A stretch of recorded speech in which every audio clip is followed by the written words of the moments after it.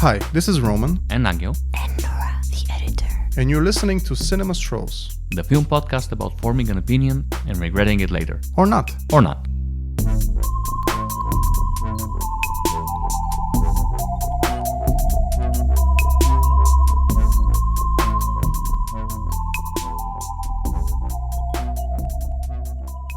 So we just walked out of a double feature of Nosferatu, the original and the newest one. And it's a bit exhausting. I think it was over 4 hours, I guess, all in all. I think so, yeah. We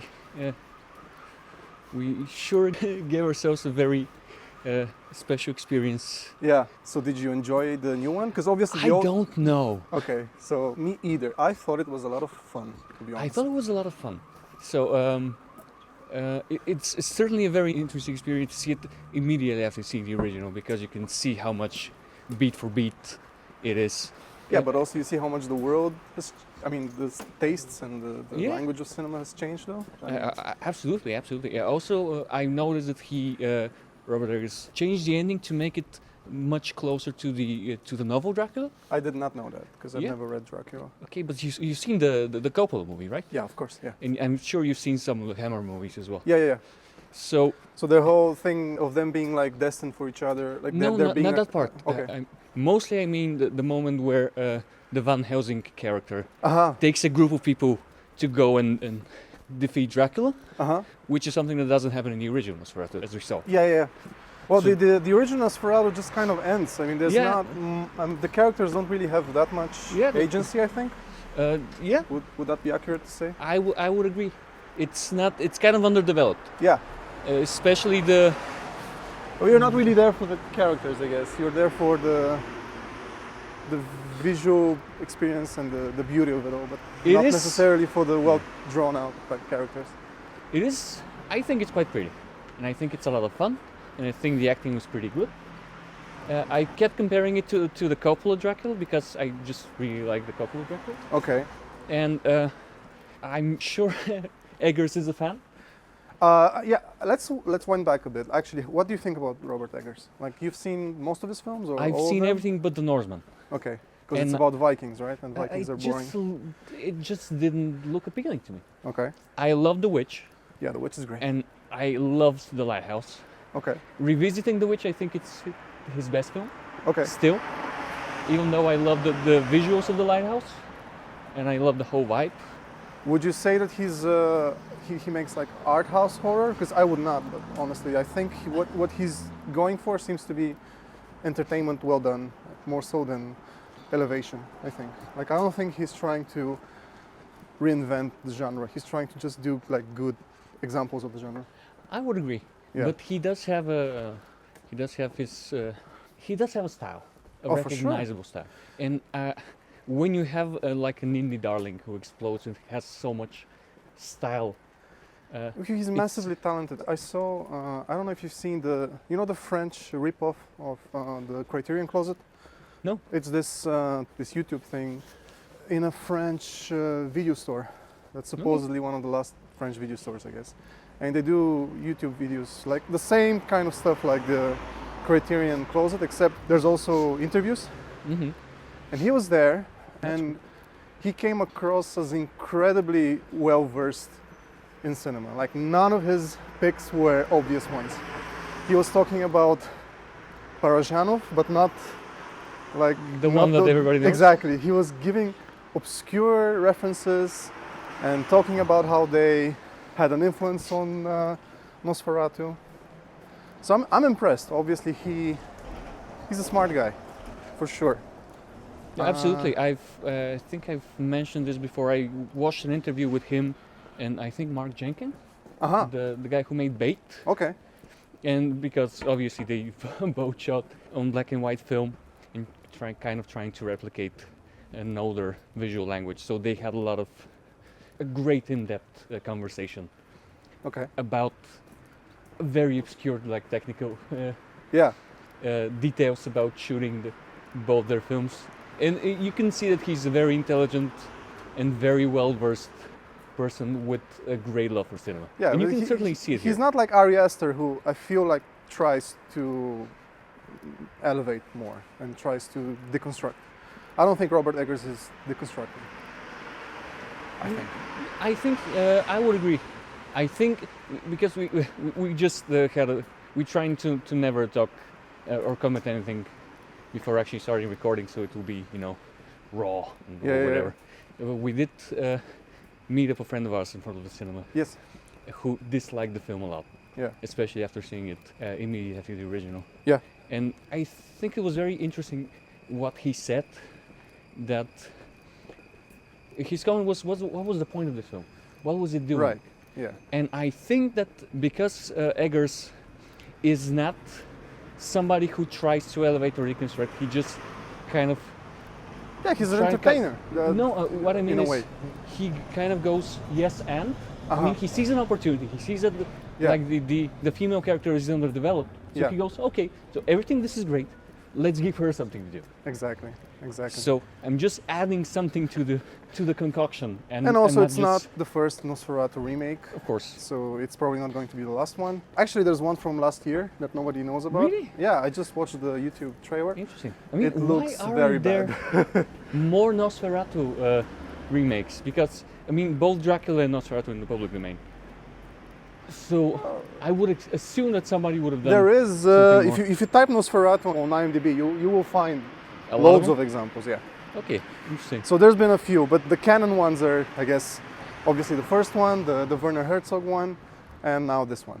Okay. And this one is the first Hollywood one, I think. I think so. I think it's the first Hollywood movie to carry Nosferatu as a name. We Obviously, should there's do been like something. 1,000 different Draculas at this point, so it's not like a new story in any way. No? I was a bit worried at first because we just saw the original, so I did think, okay, is this going to go beat for beat through the whole story? In many ways it does.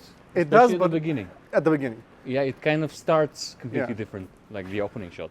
Then up until the middle, it's kind of very close. Yeah. And then it kind of diverges, but not too much. Enough to give it like a reason to be, I would say.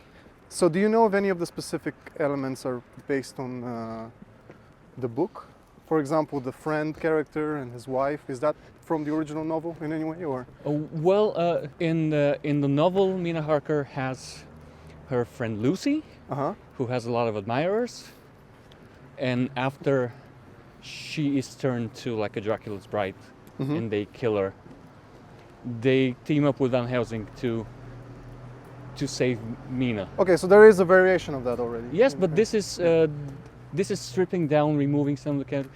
A lot of Dracula adaptations tend to combine some of the characters because all the suitors are usually just one person, trying to remove superfluous characters who are not well developed. Okay. So this is a very similar kind of thing, Okay. where it's the same thing. It's very close to the book, as far as I remember. But they, they're just trimming the fat, I see. kind of. And okay, let's talk The about. kids are not there. Yeah, the kids were there just to Yeah. to be obvious. Like you just Yeah. know what's going to happen. Yeah, and it's so obvious. I was just And grinning the it's whole honestly kind of funny. time. It I is. think there is a lot of. I think there's There's a more lot of humor. Yeah, there's more humor to the film than I would expect. Yeah. Um, Can I say something? Sure. And this is, we apologize to the listeners. This is kind of sloppy. We just. well, yeah, of course. This is the first episode. Don't even worry about it. Yeah, we're gonna. We won't be jump- good until episode Like 300. Well, yeah, 30, sure. We'll be great by episode 30. Yeah. So go ahead. It's not very scary. No, not really. Not at all. And it even There's some undermines. tense- There's this fake out where you expect a jump scare, but it doesn't quite happen. Mhm. And it left me really tense for the next few scenes, but nothing ever actually scared me that much. Yeah. But yeah, go ahead. You were saying It's- something? I think it's curious because when you say he's an entertainer who's trying to make a very good genre film, Yeah. this is pretty bloody. It can get pretty gory. It's very visceral. It's very sexual, which is something I appreciate. But it wasn't like, other than a few scenes that are kind of very nerve-wracking. There's not anything that's very scary. There are no, like, one or two jump scares, and they're kind of. Yeah, it's more. I just enjoyed being there. I enjoyed the execution. I like the way it looks. I like the style. I wasn't scared, but I still felt I don't know. I mostly had a smile on my face. I was to be laughing honest. so much. Exactly. So a few things I would like to add. Yeah. I'm very impressed by Lily Rose Depp Okay. because I did not see The Idol. I know it's I've the not joke. seen the Idol it's either. the meme It's of so the hard internet. for me. It's so hard for me to watch it. I mean, at first it was hard for me to take her seriously because I've only ever watched her in Yoga Hosers, the Kevin Smith film. And I mean, yeah, to think about where she started and where she's now, it's actually quite impressive. She is great. And she's channeling a little bit of a possession. Absolutely, which is funny because of course Isabella Johnny was in the. Oh, in the Werner Herzog one. Yeah, Herzog yeah, one. that's true. That's true. So maybe there's something there. She's very expressive. She's doing a lot of work with that face, and it's very physical. Yeah. In many ways, it kind of reminds me. It might be obvious, but maybe you see where I'm going. Okay. So you can see shades of Emma Stone in Poor Things. I mean, as far as an actress going there, Okay. you know, kind of pushing the boundaries, being very animated, making you uncomfortable because Okay. you're not really used to Yeah. seeing like famous Hollywood actors doing that. Yeah. And the other thing it kind of reminds me, as a level of an actress going for it, is Demi Moore in The Substance. Which I still have not seen. Yeah, but- so maybe we'll discuss it some other time. Yeah. But when we're talking about really going for broke, Okay. I gotta hand it to her. Yeah, Other yeah, than a for few sure. goofy faces maybe that didn't quite work for me, she was very good. Yeah, but even the goofy faces kind of. Yeah, it's still fun. It's still fun, exactly. still a lot of It's fun. So the film is more fun than scary, for sure. Yeah, which might be A problem for Might be a your problem Dracula for- movie? yeah. I don't know. Honestly, I started laughing the moment. I mean, I guess we're going to spoil a little Oh, bit of where the course. movie goes in terms of thematics, but So maybe we can okay, we can do it later, maybe. Yeah, if you we want can to. kind of give a brief summary. Do we recommend it? Do we think I it's worth definitely it? recommend it for sure. Yeah, I mean, it's not going to change your life. It's not the movie of the year, but it's really good. I honestly enjoyed it.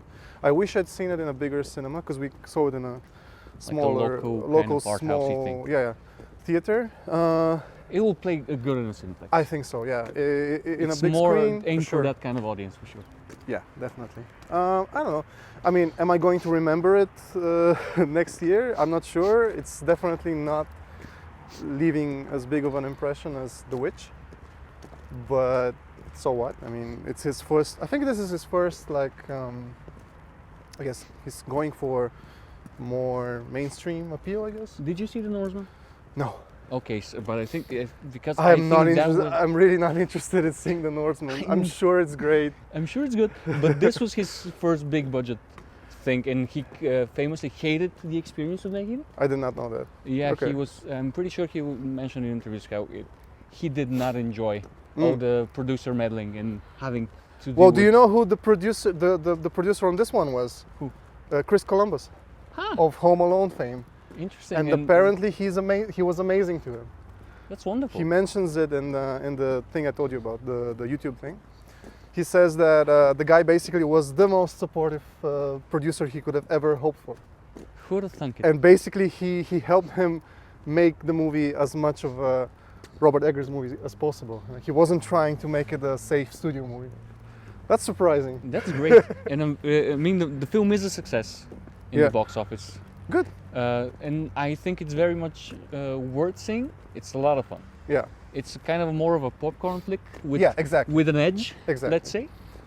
But it's not The Witch, It's and what it's not. it's not what The Lighthouse. popcorn movies should and could be. Yeah. It's also I think it's beautiful, and I think the cinematography is great. I like the camera movements, Yes, the floaty. the floaty, very precise, yes, very the planned dollies. out dollies. All the transitions. A lot of the transitions are very meticulous, and Yeah. he knows exactly when he's gonna cut. And, an object comes into frame, so he can transition. Yeah. A lot of thought has been put into how this was shot and structured. Exactly. In terms of spoilers, I started laughing when I realized that the movie was about Dracula, my ex. It's basically, I mean, in a way, it for sure is influenced by possession. It's about a little bit about like Cuckoldry? cuckoldry, yes, and the fear that there's someone out there who, you know, is whatever you're doing with your girlfriend, there's someone else there, out there in the past who did way Yeah. better than you. And you know, sometimes they're called Roberto and sometimes they're called Nosferatu or something. I don't know. It's basically about the fear of, you know, your. I'm not sure it's about that though. It is there though. It is there. your- That's kind of my problem with the film. I Yeah. see. but it's not. thematic It's for sure not connection. developed. But it's deeply. not developed Yeah. enough. I kind of wish it was more developed. If there's one thing I don't like about this film, because I do think that most of the acting was pretty good. Yeah. That Harding guy, the guy with the mustache. Oh, you know, that's the guy from. They're trying to turn him into a star for like 10 years now. I It- don't think he's working though. It's He the was- he guy was the from weak link here. Kick-Ass. Oh, really? Yeah, and Quicksilver and the Marvel movies. Okay, and, yeah. Well, he was the weakest one of the supporting cast. I think. Yeah. He Yeah, was not on the level he of tries his everybody best. else. But he was Bless his pretty heart. decent in Nocturnal Animals. He was the killer. Oh yeah, he in was that pretty one. decent there. Yeah, But here he was just not on the level of everybody else. for sure. I mean, everybody. Obviously, Willem Dafoe we see. The movie scenery. started working for me when Willem Dafoe showed up. That's when the movie really, really kind of came alive to me. Yeah, And then it got better and better. I would agree. So, a few things I don't like. Yeah, A lot of the interesting, especially the kind of psychosexual stuff, yeah, are there, but they're not developed enough. okay. And for a Dracula movie, that wasn't a great Dracula. I'm sorry, but Yeah, let's talk about that. yeah, I really like the fact that we have a Dracula with a mustache. Yeah, In Hollywood adaptation, which is accurate. Well, which is accurate to the book. it's been done before, to be fair. Even Christopher Lee plays a mustached In the 70s one? in the 70s in 1970s. the Jess Franco one. The movie is called Count Dracula, and he has a mustache in that one. Yeah, but this is usually something people omit because of the Bela Lugosi tradition. Yeah, Uh, I'm not crazy. Even once you see him in like full, like you see the full makeup effect, yeah, it's not great. really not great. Yeah, Yeah. it looks very derivative. Yeah, Kind it's- of looks like a zombie or a werewolf or. which is so strange because for so meticulously crafted visually film, this is kind of a very important. Yeah, for sure. When they introduce him and you don't see him, all of this was pretty good, I think. So you like the voice? The voice doesn't bother you? The voice was you get used to it, I got used to it. Yeah, it wasn't great at first, but then Yeah, I but then slowly accepted it. and I love when they introduce him how you don't see him; he's out of focus the whole time. They should have kept that for a while. I Yeah, think. well, it makes sense structurally that the first time we see him is when he opens the coffin Yeah. and sees him inside, but the makeup is not great, Yeah. and it's kind of a letdown. I mean, this is one of the weakest parts of this film. Yeah. Is every time Dracula's on screen, unfortunately. Yeah. On the one hand, that gives more attention to Lily Rose Depp's character. This is her movie. Sure, in but many you ways. still But need wanna, your like, Nosferatu. yeah, to, you still to want a work. good monster Yeah, for your yeah, monster. yeah, but- for sure. So this is kind So of. I think that was the weakest point in the film. Yeah. Something I find interesting. Yeah. Maybe we're gonna edit this into something that makes sense, but I I don't want to know. mention it before I forget. Yeah, for sure. So I think I mentioned to you before how the game Bloodborne Yeah. is obviously to me visually extremely Yeah. influenced by Coppola's Dracula. The colors, the kind of almost kind of theater set Okay. kind of feeling of a lot of it. The sky that looks painted. There were shots in this new Nosferatu movie that I was like, there's no way Robert Eggers has not played Bloodborne. Oh, you or think so? somebody in Okay. who In the worked production in the team. production team Okay. has not played Bloodborne. This was so much of a FromSoft feeling to some of this, Yeah, for sure. including kind of the design of the Dracula, to be honest. Yeah. He could have worked perfectly as a boss. I've seen bosses like that.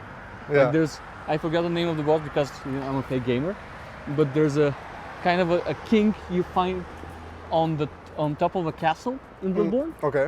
I mean, he had like a flowing beard, but other than that, I will say it gives me a lot of the vibes of this. So very Bloodborne and very FromSoft inspired, I think. Okay. To a detriment. Okay. This is, of course, this is my conspiracy theory. There's no way for me to prove it. Just very much reminded me of that. But the point still stands that the Dracula design is not great. Okay. Yeah, I mean, I was not a fan of it at all. I did like the I like that he's Final tall. I like that. I like the silhouette of it. So Mhm. whenever he was in darkness, it was okay. But once, yeah, whenever you saw the full thing, it was very, very cheesy. I think. yes, which is really a shame. Yeah. I do think that We shouldn't spoil the very ending, though. I don't think we should talk about the last. It's important though because this is the kind of the whole comment- point yeah. of this film. If there is a point, and I would agree with my friend that it's kind of muddled. Mhm.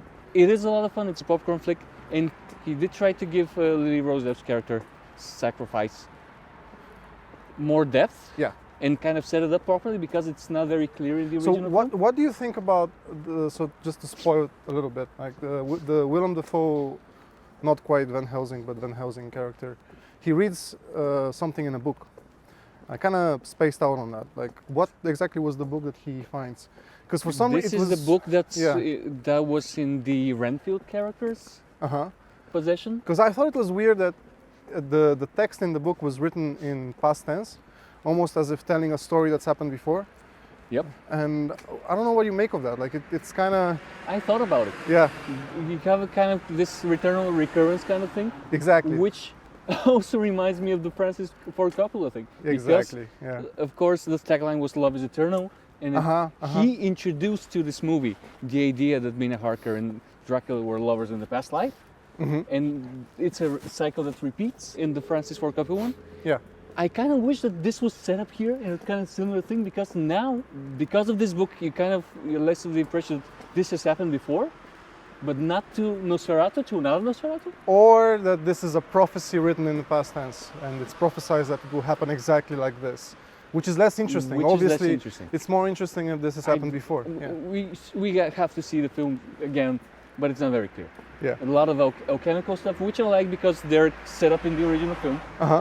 And did you notice it's very early when the Nicholas Holt's boss, which Yeah. is the Renfield character? Yeah.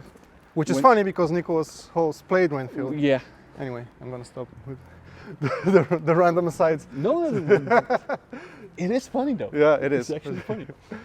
So you have this shot where I forget the name, but the Renfield character Yeah.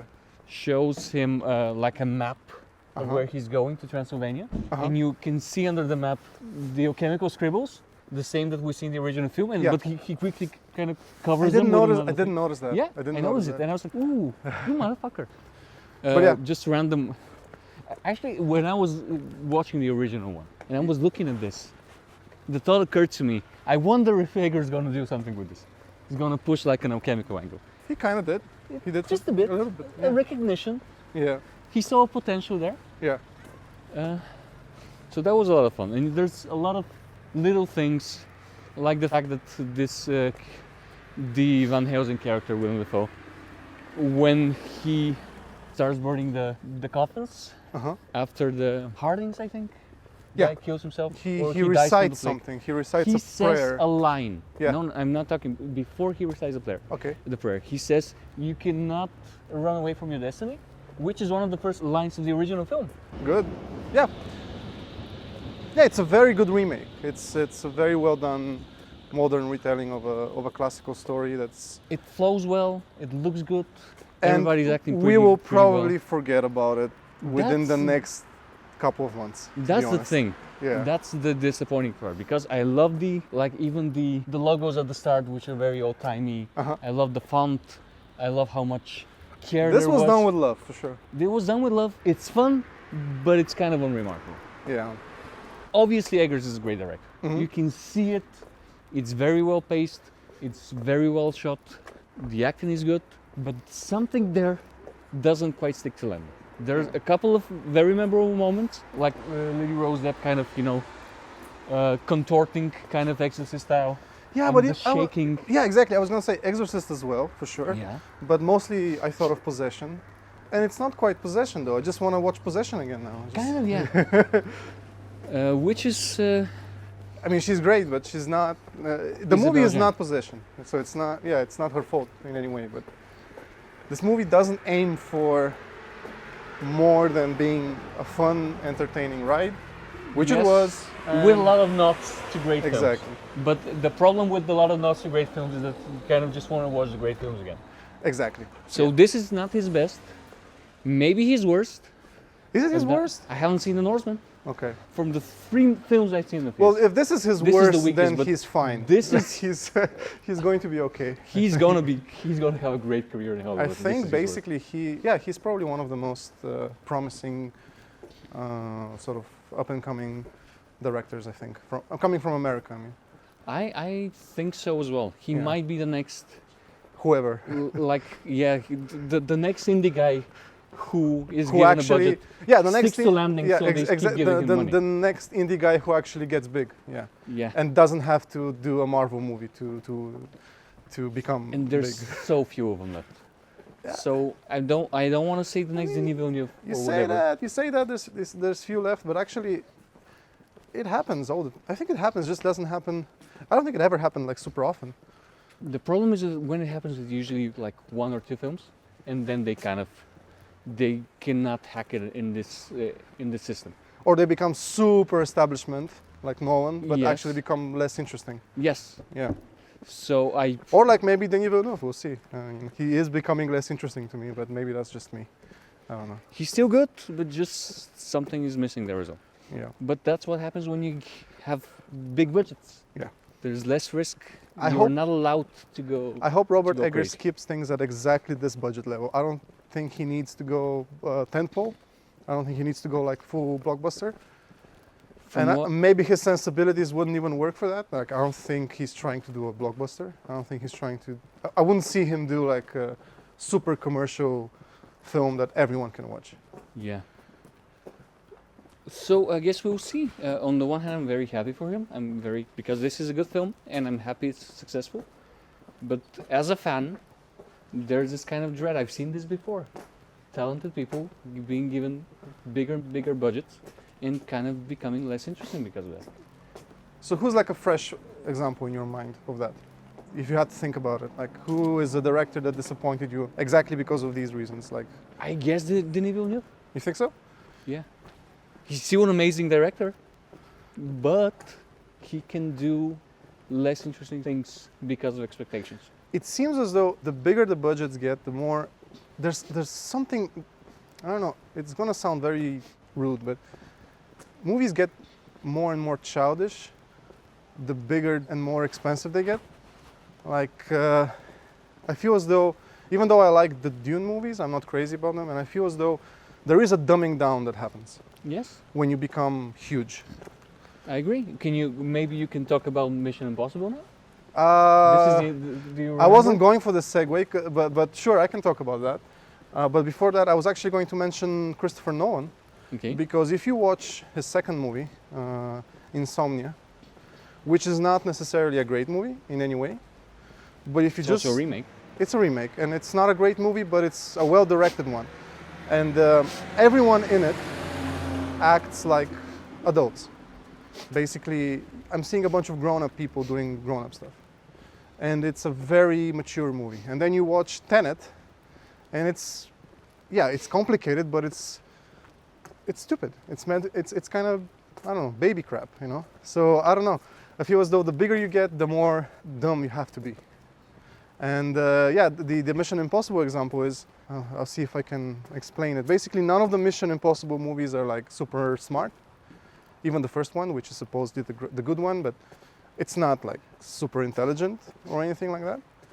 But the way the characters act even in the second one, The John Woo one. yeah, which a lot of people think is the most ridiculous one of them all, characters still act like adults, basically. The way they interact, Like just gestures and the gestures, and the line delivery. and stuff like that. exactly. It feels as though you're seeing a bunch of grown-up people discussing the mission and then going on a mission and having to solve problems. And then you cut to the most recent Mission Impossible, and it's basically a Marvel movie. It's comic book stuff, It's very dumbed down, very childish, constant exposition, so that you're not, even if you look at your phone for a little bit, you can still sort of follow the plot. Characters will occasionally remind us of what they're doing in like obvious ADR lines.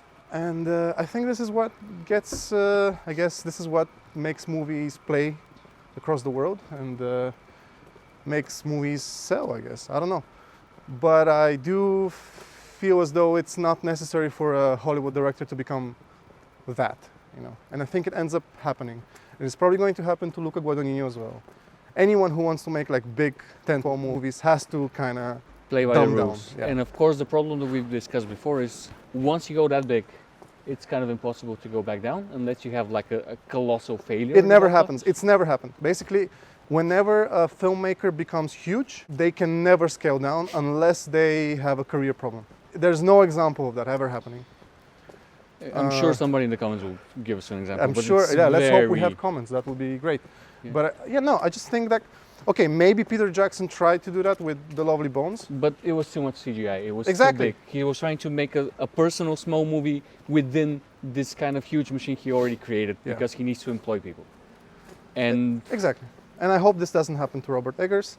I mean, it probably will. We'll I mean, see. when he was discussing The Northman, from what I remember, he said it was kind of torture. It was very unpleasant, and he never wants to have this big of a budget again. Now, Nosferatu, this looks very expensive. It is. This probably has the budget of The Northman, but I don't think Roger. I think he just had a better experience. I think yeah. so. He had a better producer, somebody who was sticking out for him, which is wonderful. Mhm. And I do agree that Robert Eggers does not need like $200 or $300 million budget. Yeah, Robert Eggers doesn't now need to go and say, okay, I want to do the Bloodborne movie or something like that. You know, Oh, he please, doesn't need to do anything like that. Just watch the Coppola Dracula. Exactly. Just because then once they do like a Bloodborne or Dark Souls movie or whatever, then it's a simulacra. It's a copy of a copy of a copy, Exactly. and it just kind of diminishes like everything that came before it. Yeah. Kind of gets muddled. So I hope nobody ever does that. Even though I would be you'll fine with probably like watch it, a fan film of this. This is the level of films based on FromSoft games I would like to see. Like very passionate amateurs doing something for YouTube. Mhm. So I want to ask you something, because I remember when the Lighthouse trailer came out, you were Mhm. really excited about it. Mm-hmm. And it was one of the rare occasions where I saw you get this excited over it. Yeah, because I'm very jaded. So I just want to know, what exactly is it that you're looking for in filmmaking? What gets you excited these days? Like, why did we immediately know that we were going to watch Nosferatu when the trailer came out? Well, I immediately know I'm going to see it because I already like Robert Eggers? I still want to say Roger for whatever reason. No, Robert it's Eggers. definitely. We've been saying the right name the whole time. Hopefully. Great, wonderful. Yeah. Honestly, I didn't love the trailer. Okay. I did love the hand over the city. That was a great visual. Uh-huh. I loved the font, and I was like, oh, this is Eggers. He's going to deliver. Yeah. Pretty sure he's going to deliver. But I didn't particularly love the visuals of it Okay. because it's kind of too Hollywood film. Hmm. So at this point, I don't know. I just want to be surprised. Okay. I just want to see something. Ooh, it's very hard to define it. I would love to not know where things are going. Hmm. And which I knew exactly where this is going because I just saw the original film minutes before it. But you can still be There's fine details surprising there, yeah, with the there's- details, with the exactly. delivery, with the angle you take to a story beat. And I feel like this delivered. I Yeah. was entertained. I was grinning through a lot of it. But it's very hard for me to define what I'm looking for in the film. So I who- love The Lighthouse because it was so bold of a vision. Uh-huh. Going with the older, like 100-year-old lenses and trying very obsolete techniques, So you're saying it was bold for doing things that haven't been done in a while? and it worked. Okay. Like it stuck to landing. Yeah. I love experiments. Like I think we've both talked about the fact that once you get a bit older, like everybody's favorite director kind of becomes Steven Soderbergh Yeah. because he just fucks around. It doesn't always work. He does it at a budget level that works for him and isn't too expensive. Yeah, and there's always like he has a mission, he has a task, Uh-huh. he has an experience he wants to run in a film, and sometimes important things go by the wayside because he's so focused on the thing he finds interesting, he wants to try. But it's always something there, even in the weakest of his films. There's always something to consider and to Mhm. enjoy. Mhm. And this is the type of filmmaking I like now. Okay. This is what I find inspiring. talented people just fucking around and trying stuff. And not too expensively. And not too expensive, because Yeah. it's a burden. Yeah. Like, big budget is a burden. I respect people who want to go that way. For example, Greta Gerwig. Yeah. So Greta Gerwig obviously wants to become like the next Spielberg. She wants to become the biggest female director that I Has ever she watched. said that? This is the feeling I get. Okay. She wants to prove that she can make Big movies. the big movies, the crowd pleasers, Yeah. that she can get to a level of mainstream Hollywood that no woman has been there before. Mhm. And she's on her way to do it. She's a very talented director, and I wish her all the best.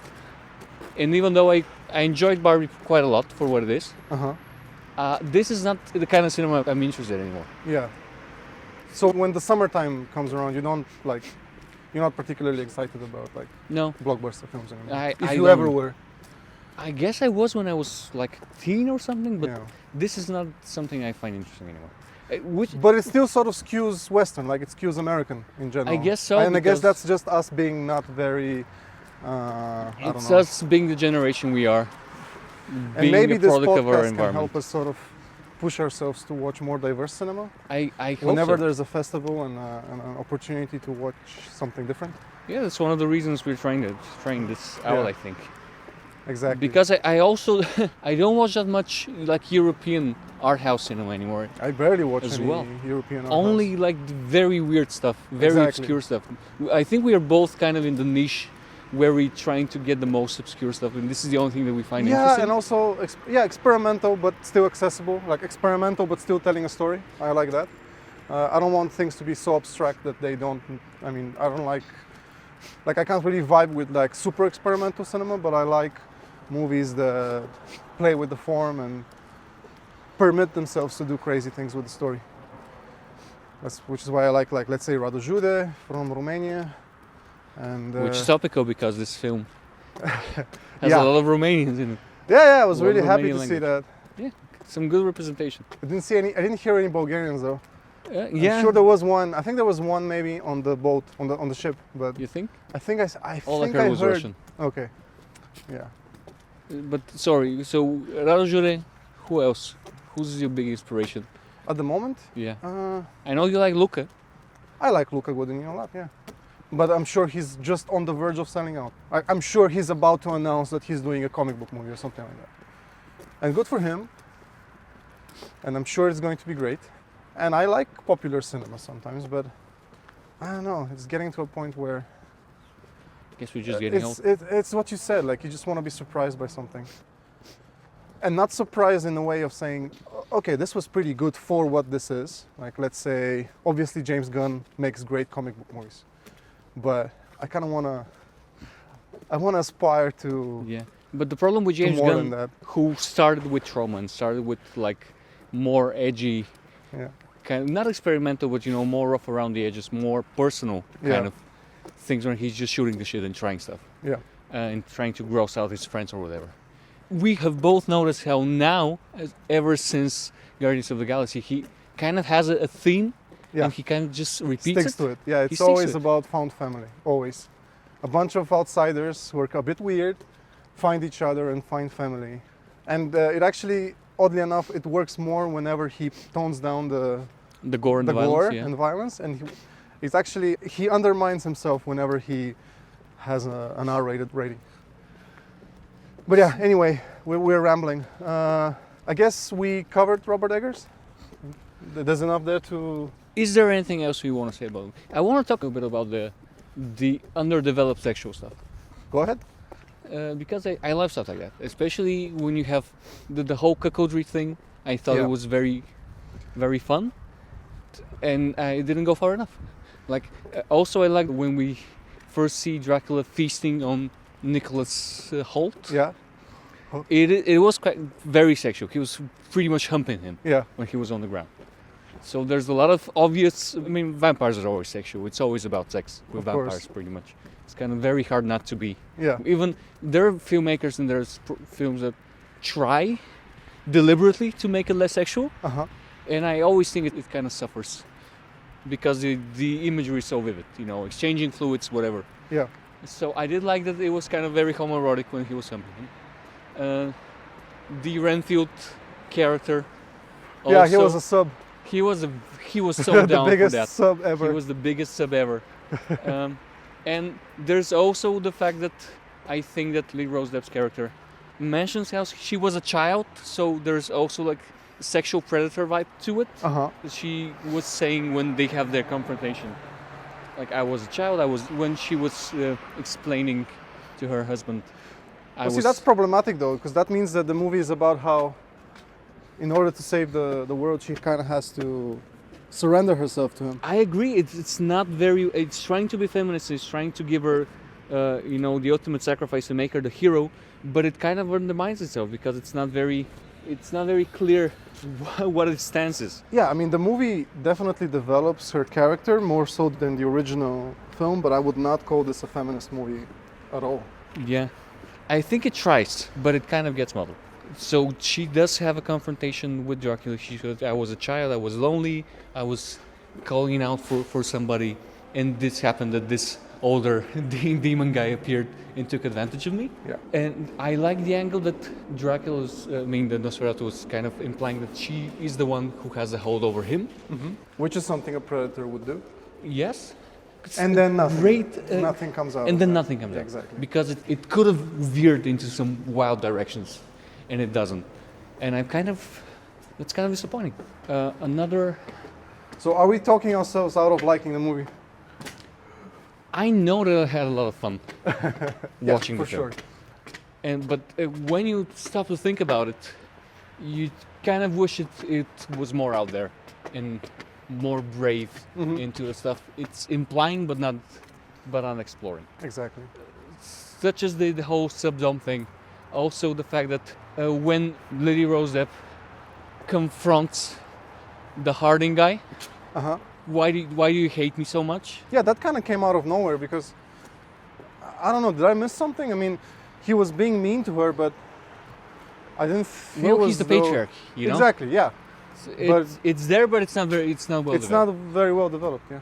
It's another thing. The whole point of his character is that he's kind of dismissive of women. The doctor is also dismissive. Until Van Helsing comes in. He's like, no, actually, don't drug her. Yeah. Don't tie her up. Yeah. Let her speak, and she's gonna be our salvation.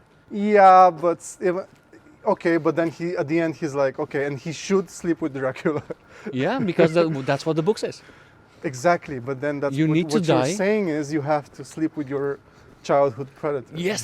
So that's a problem. And I'm sure that's not what he was intending to say, but that's kind of what happens because of his adherence to the material. You could play with this. You can show her struggling more with this, not accepting her fate or whatever. Yeah. You can make the Van Helsing character more morally gray because he was kind of her only supporter and the only male character other than her husband who believes in her and encourages her. Yeah. And then you're like, no, but you have to die for her sins though. Yeah. You could have made him. I mean, he's kind of crazy in Wacko, and you could have gone. Yeah, you could have gone. Could have gone darker. Yeah, he could have done a little more of a villain turn because I thought maybe that's what was going to happen in the end when what's his name, Thomas, when he finds out that there's nobody at the castle. Yep. And we reveal that the Willem Dafoe character was Knew all tricking along. him. Yeah. I thought they were going to do a bigger villain turn there for him. Yeah, and I've kind of another missed opportunity. Exactly. So now it's interesting. Is it because he didn't see it? Is it because it was not the movie he wanted to make? I don't think he was. Or it's is the it movie because he wanted to make. he's trying to make? But what was he trying to make though? Was he trying to make a crowd pleaser?